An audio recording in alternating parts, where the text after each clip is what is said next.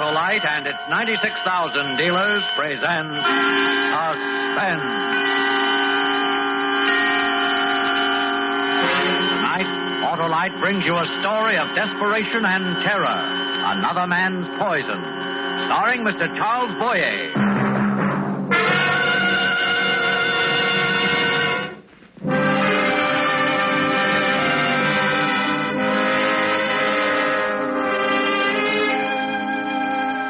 I am Claude Bourget. Regardless of what you've read about me in the papers, money means nothing more and nothing less to me than it does to any other man of moderate income. You must realize that. You must know that I only wanted to give my family every comfort and advantage I could. At least I think that's the reason I hesitated several months ago. At least I hope it's the reason. Because there it was. Wouldn't you have looked at it? Wouldn't you have opened it up?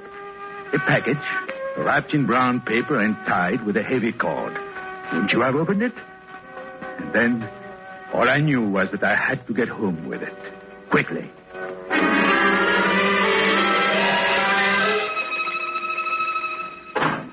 Alice! Claude! What? Claude! What's the matter? What happened? Look at this. Look at it. Oh. There must be thousands of dollars in this bundle. 75, perhaps 100,000. But where? How? Oh, I stopped, you know, the way I stop. I stopped for wild flowers for the office. The way I do sometimes. It was there. Must have been there for months. Call the police. You can tell it was there for months by the faded bills and... Police? Why the police? Because it isn't ours. Someone lost it. I don't know. What if I do? Isn't there money? Let anyone with a good enough story come along... Anyone, and they would turn it over to him. They wouldn't be out anything. Claude, you have to turn it over to the police. Well, how could we explain it? Well, we'll move away, go to the Pacific coast or something, and... This is our home. The children have their friends here. Our friends. Yes, you're right. It's fine. Just allow me one thing. Let me protect our interest. Isn't that reasonable? To protect our rights? How do you mean? Well, I'll go and see Tom Haskell. All right. But well, how can a lawyer help? What for? You said all right. You said you would let me look after our interest in this. And then you'll give it to the police. I'll do the right thing. You know that, Alice. Now, give me a satchel. A small one.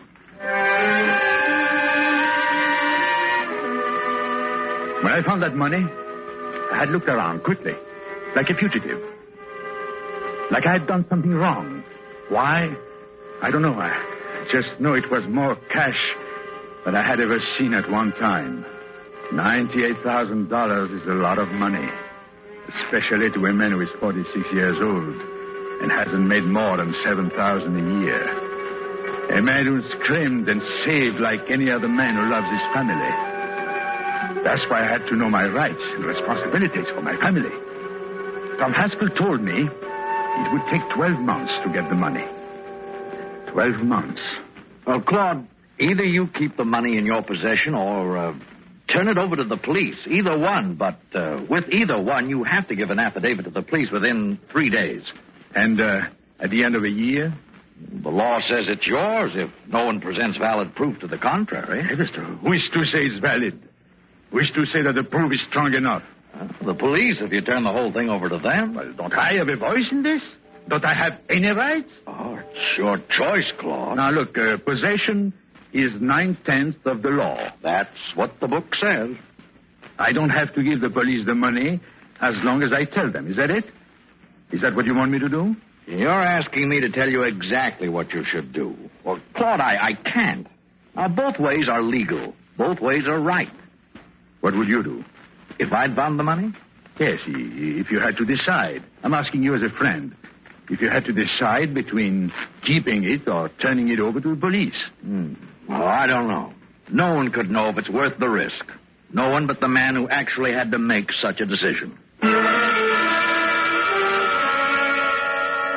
it's worth the risk?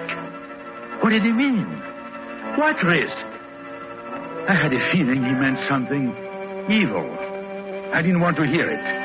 He had given me legal advice. That was all I wanted. I didn't want to hear about risks. Men have taken risks for much less. But I am a believer in law, doing everything by the law. You learn that in real estate business, that it is best to do everything by the law. Anything else, Mr. Bourget? Well, I think that's all, Lieutenant. Get all of it, Joe? That one part Mr. Bourget mentioned, the money, I didn't quite get where he was keeping it. Clarify that, Mr. Bourget? Just keeping it. You know what you're letting yourself in for? Now, look, I came here voluntarily, Lieutenant.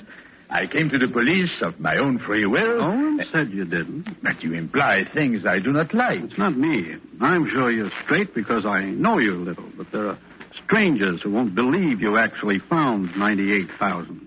There aren't many who do that. But it doesn't take many. Never has. You attempt to frighten me. Why, I don't know. I don't understand. I'm trying to protect you. From nothing. From nothing at all. This will be in the paper. Every paper in the country. I expect it to. There is no other way the owner can be found. I want everyone to know. And everyone will.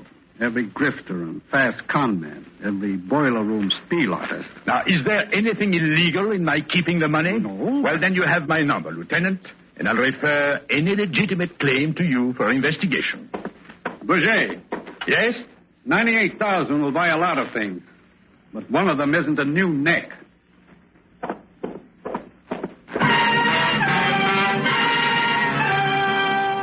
I hated Lieutenant Gaston. He hadn't done anything to me, but I hated him. He had made me afraid. No, he had made me realize I was afraid. Why do we hate people who make us realize we are afraid? But the months passed and nothing happened. Just torrents of lies and hysterical claims, a few threats. Some I turned over to Gaston. Nothing at all.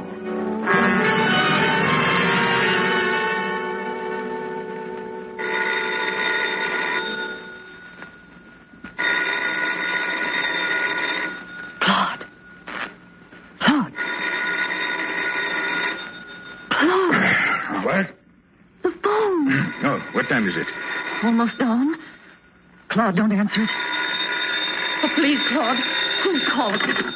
Yes? Mr. Claude Bourget, Yes? Kansas City calling.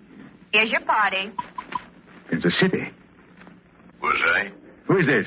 that's not important right now. I won't speak unless you identify yourself. You don't have to. I'll do the talking. That's better. Now, if it is about the money, the police investigate all Shut up and listen.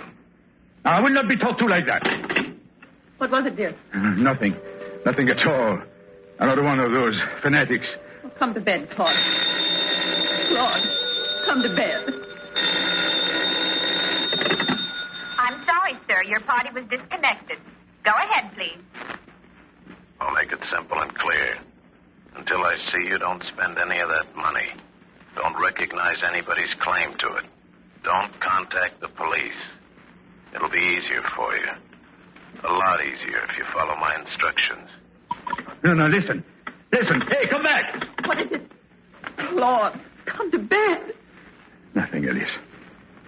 Nothing.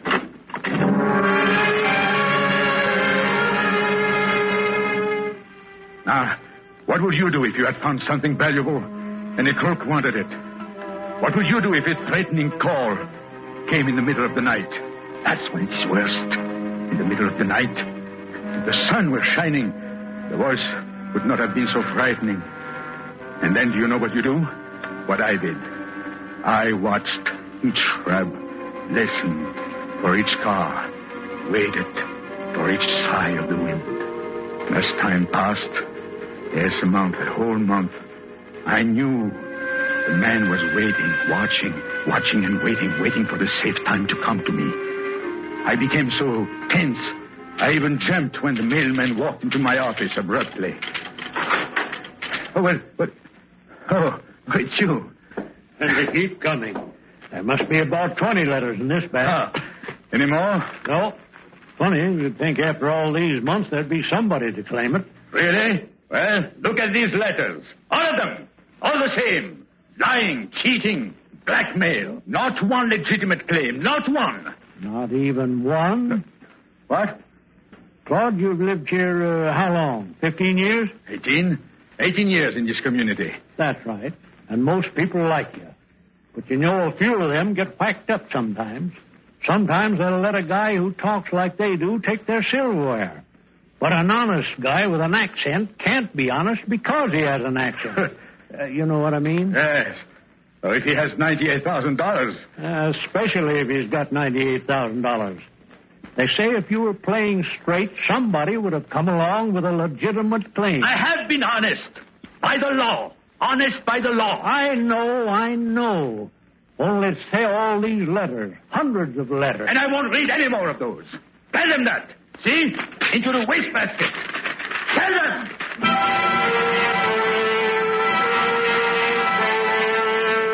I knew I shouldn't have shouted at him. I knew it. He was a friend. But even friends became a burden while I waited. I lost interest in my work, didn't pay attention to it. I began driving around the town, looking for something, for someone. For the man who phoned. I know it sounds crazy because I didn't even know what he looked like. Yet I thought maybe something somehow would give him away. All the while knowing nothing would. That's why my friends were becoming a burden. That's why it was hard to talk to them. Hard to talk to anybody. Oh, I don't care what the reasons, Claude. You can't treat friends like that. People will just stop inviting us to parties. I was getting on my nerves. Oh, the past weeks, everybody does. Everybody. All right. Go inside. I'll get the paper.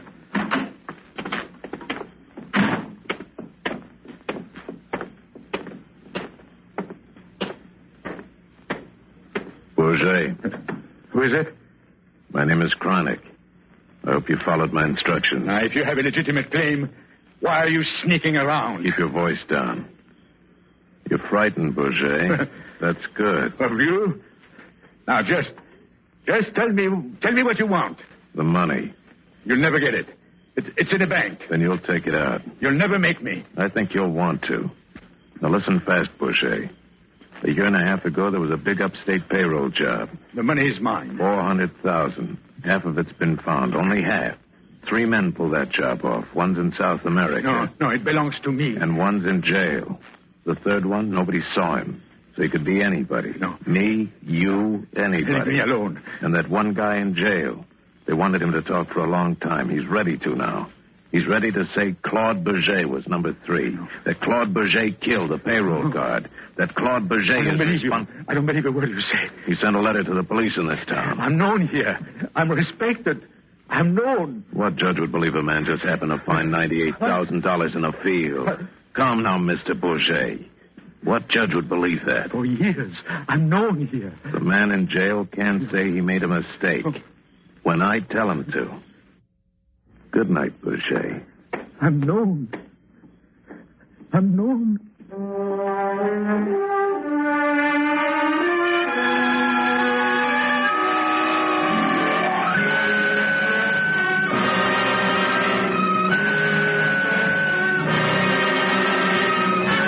Autolite is bringing you Mr. Charles Boyer with Irene Tedrow in Another Man's Poison. Tonight's production in radio's outstanding theater of thrills, Suspense.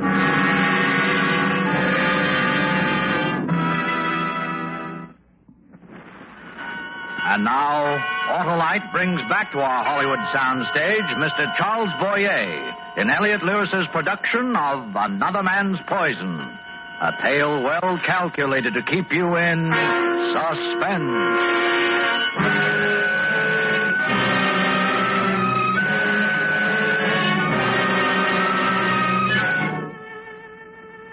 In just a few hours, overnight, everything had gone crazy. Nothing was what it had been. I couldn't make my wife understand why I couldn't go to the police, why it was different now. I couldn't make her realize the terrible predicament we were in. That the money was ours, and Kreinik or anyone else had a right to it. But it wasn't time to plan, not a moment. The letter came. I knew it had come. I knew it the moment I saw the squad car pull up in front of my house to take me to police headquarters. I know it'll straighten out, Mr. Bourget, I'm sure. Well, it had better straighten out. I've never heard of anything so preposterous. You must realize this robbery was and is a great embarrassment to the police, Mr. Bourget. Well, why should I be made to suffer for police inefficiency? A criminal, a common thief, a convict writes a letter. Is his word better than mine? I've been a respectable citizen. We choose to believe you. We want to believe you. Well, then goodbye. I have a lot of work to do. You're making it tough for us to go along with you. Are you accusing me? It's a request. I'm asking you. Just bring in the money. We'll check it. Check it? Check the money? Why would you check the money? Some of the serial numbers in that stick-up are registered. You suspect me. That's it. Just bring in the money.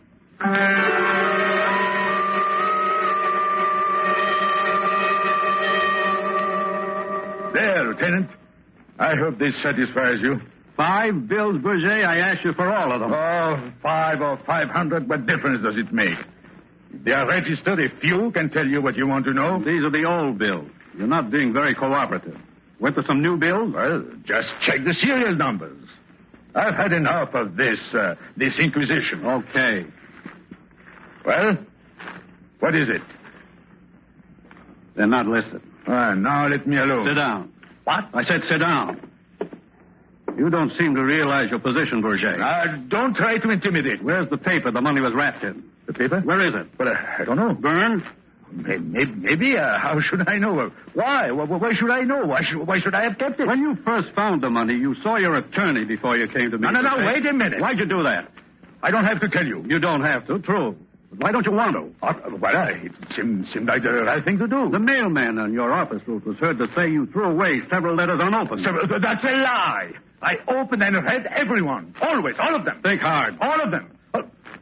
Well, yes, except one day. It was nothing. It was this kind of idiotic talk which made me do it. Why should a man in jail name you as one of the hold-up men he pulled up a job with? I want to talk to my lawyer. Why? It's my legal right. It is. You didn't have to answer any of these questions. I just wanted you to understand why it would help if you brought in all the money. Well, all right. Yes. All of it. Because even more than a robbery is involved in this, there's a murder. What? The murder of the payroll guard. You can go now, Mr. Bourget. I said you can go now. Huh? Yes.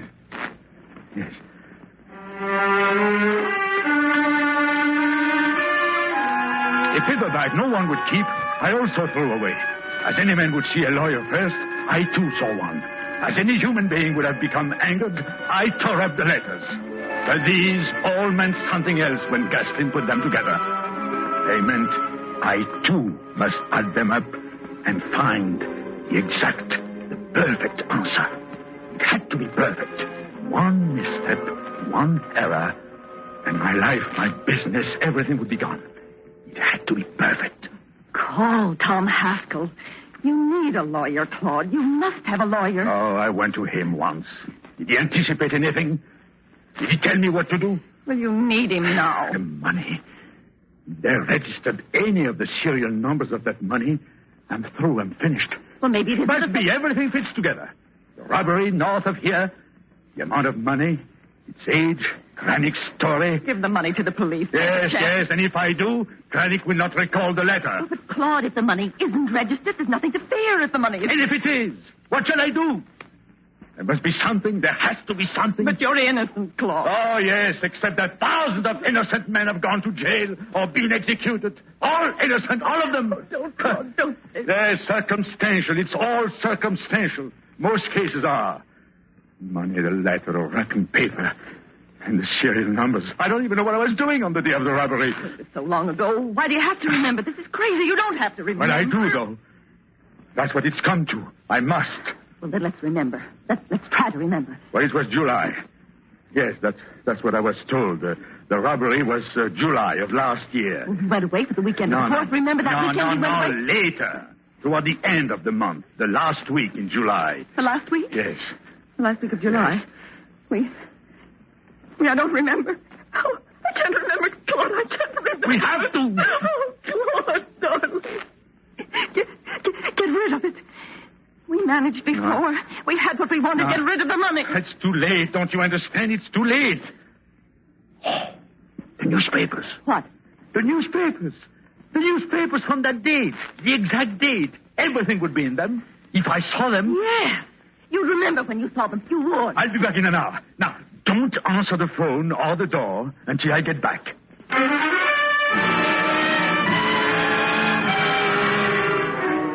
I tell you, you know when you are being hunted. It wasn't Krennic following me. It was another pursuer. He knew him. The police. If I didn't know it, why did I glance over my shoulder when I entered the newspaper building? I knew it, and I saw him. I went back to the file room. But as soon as I got there, I wanted to get out. I felt something terrible would happen to me if I stayed.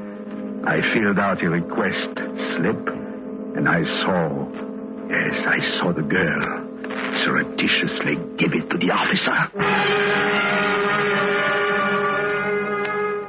I waited like a stone image. And finally, when the papers were given to me, I frantically searched them and found it. Yes, I found the paper and the date of the terrible information. And then I had to get home. Home. I would be safe there. Yes, home was a place to think, to figure things out, to save my life.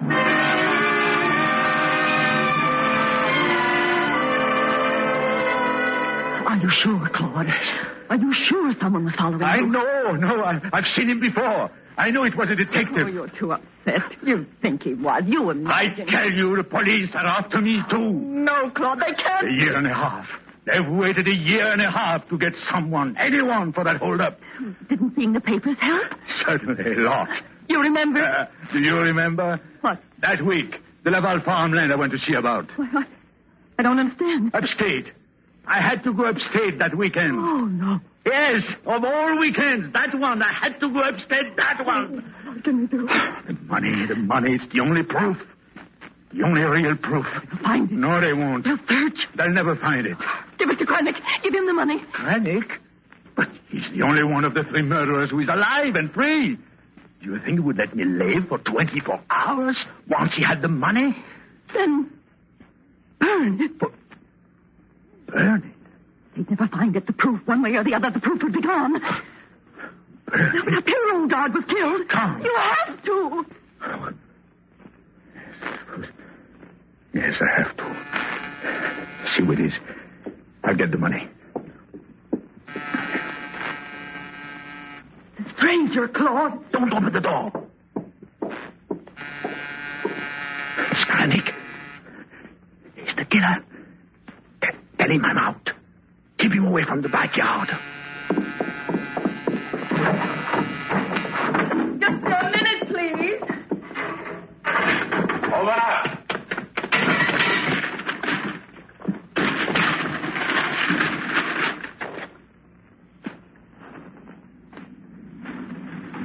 Who's there? He has a gun, Claude, a gun.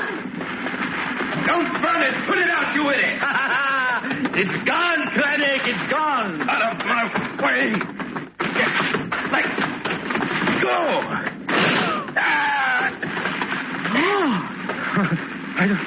The gun. I got it away from... Went off. Berger! What the devil did you... Keep away, Lieutenant. Keep away from me. Put that gun down. Doctor. Give me... Doctor. This is Berger. Call emergency. Stay where you are, Alice. But Claude... He dies, you'll have 2 murders on you, Berger. Now, Krennic, listen, Krennic. You'll bleed to death, Krennic. Listen to me. There won't be any doctor unless you tell them. Tell them, Krennic. Doctor. Tell them, you idiot. Tell them. The frame. The letter. The frame up. The doctor. Please. Go on. I framed Bourget. The letter. It was a lie. Thank you, Krennic. Now, Alice. Now, call a doctor. Call a doctor.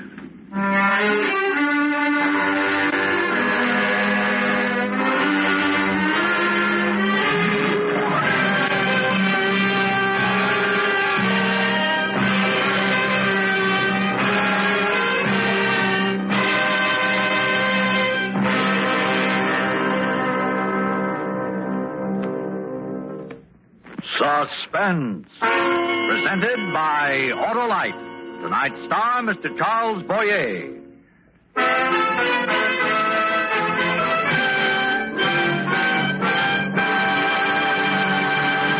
Next week on Suspense, our star will be Mr. Jeff Chandler in Fresh Air, Sunshine, and Murder. To be followed by Mr. Dick Powell in Overdrawn on Suspense. Suspense is produced and directed by Elliot Lewis, with music composed by Lucian Morawek and conducted by Lud Gluskin. Another Man's Poison was written for Suspense by Arthur Ross. In tonight's story, Irene Tedrow was heard as Alice and Paul Frees as Krennic. Featured in the cast were Herb Butterfield, Joseph Kearns, Truder Marson, and Russell Simpson. Portions of this program were transcribed. Charles Boyer may soon be seen starring in the Paramount picture Rage of the Vulture. And remember, next week on Suspense, Mr. Jeff Chandler in a tale we call Fresh Air, Sunshine, and Murder. You can buy Autolite Safe-Full batteries, Autolite standard or resistor-type spark plugs, Autolite electrical parts at your neighborhood Autolite dealers. Switch to Autolite. Good night. This Saturday is Armed Forces Day, the day on which America pays special tribute to the active members of her 5 services. The men and women of our armed forces deserve our deepest gratitude. We salute them as America's finest citizens.